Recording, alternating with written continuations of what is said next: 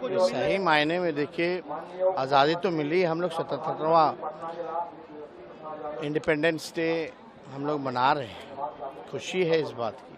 लेकिन आज के दिन उन लोगों को भी याद करते हैं जिन लोगों ने आज़ादी के लिए कुर्बानी दी, और ख़ास तौर पे भारतीय सेना, चाहे इंडियन आर्मी हो या इंडियन नेवी हो, इंडियन एयरफोर्स हो, कई ऐसे हमारे जो मिलिट्री फोर्सेस हैं, सेंट्रल फोर्सेस हैं, जिन्होंने हम लोगों के लिए 77 साल से लगातार कुर्बानियाँ देते रहे हैं। देश के नाम जो है उन्होंने अपने आप को निछावर कर दिया, बलिदान दिया, और उन्होंने जो शहादत दी, आज के दिन उनको भी याद करते हैं। लेकिन आज हमने प्रधानमंत्री जी की भी भाषण को सुना, वो वही राजनीति आज के दिन भी उन्होंने लाने का काम किया अपने वक्तव्य में, अपने भाषण में, जो कि शोभा नहीं देता।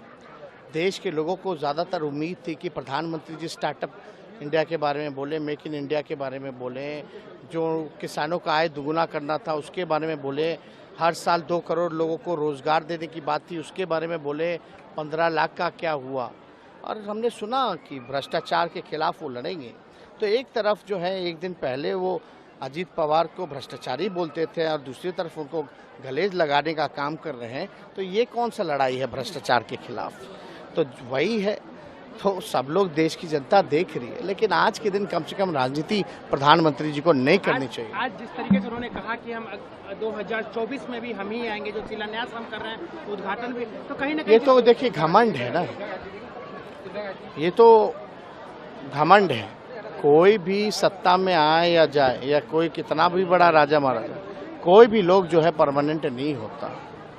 और जनता ये भी देख रही है कि आज की स्थिति क्या है।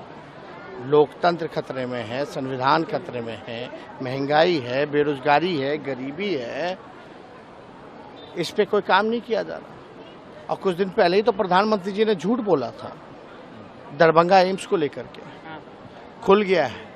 तो ऐसी बातें, नकारात्मक राजनीति जो है आज के दिन प्रधानमंत्री जी ने की, और जिस प्रकार से मैं ही मैं है और कोई है ही नहीं, अपने आगे किसी को समझ ही नहीं रहे, ये बहुत बड़ी गलतफहमी है।